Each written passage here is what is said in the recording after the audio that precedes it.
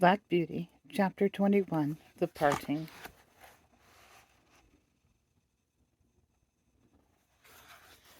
I had now lived in this happy place 3 years, but sad changes were about to come over us.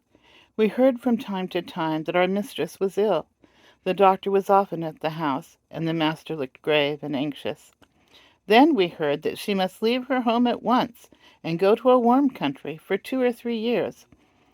The news fell upon the household like the tolling of a death bell. Everybody was sorry, but the master began directly to make arrangements for breaking up his establishment and leaving England. We used to hear it talked about in our stable. Indeed, nothing else was talked about. John went about his work silent and sad, and Joe scarcely whistled. There was a great deal of coming and going. Ginger and I had full work. The first of the party who went were Miss Jessie and Flora with their governess. They came to bid us good-bye. They hugged poor Merrylegs like an old friend, and so indeed he was. Then we heard what had been arranged for us. Master had sold Ginger and me to his old friend, the Earl of W., for he thought we should have a good place there. Merrylegs he had given to the vicar, who was wanting a pony for Mrs. Blomfield, but it was on the condition that he should never be sold, and when he was past work he should be shot and buried. Joe was engaged to take care of him and to help in the house, so I thought that Merrylegs was well off. John had the offer of several good places, but he said he should wait a little and look around.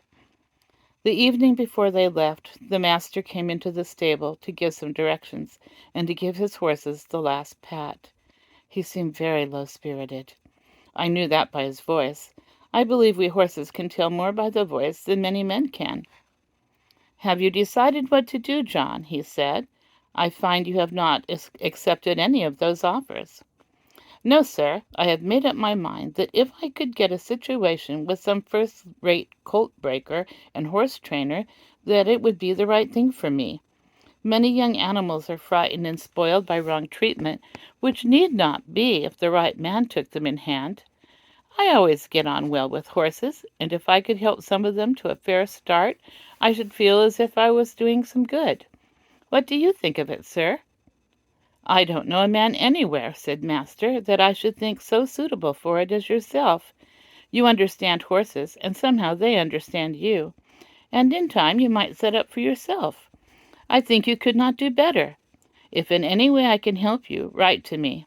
I shall speak to my agent in London and leave your character with him." Master gave John the name and address, and then he thanked him for his long and faithful service, but that was too much for John. "Pray don't, sir. I can't bear it. You and my dear mistress have done so much for me that I could never repay it. But we shall never forget you, sir, and please God we may some day see mistress back again like herself. We must keep up hope, sir."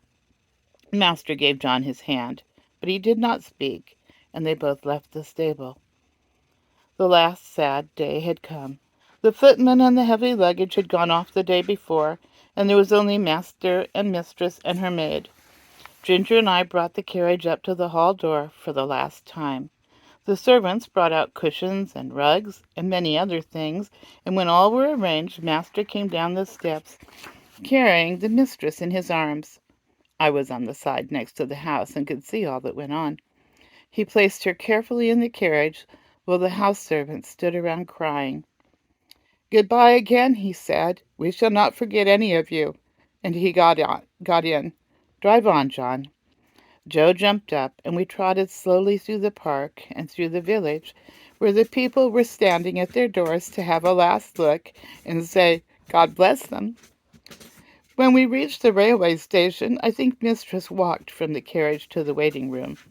I heard her say in her own sweet voice, "Good-bye, John. God bless you." I felt the rein twitch, but John made no answer. Perhaps he could not speak. As soon as Joe had taken the things out of the carriage, John called him to stand by the horses while he went on the platform. Poor Joe! He stood close up to our heads to hide his tears.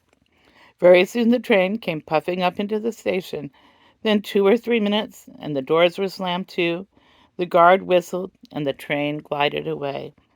leaving behind it only clouds of white smoke and some very heavy hearts. When it was quite out of sight, John came back. "We shall never see her again," he said. "Never." He took the reins, mounted the box, and with Joe drove slowly home. But it was not our home now.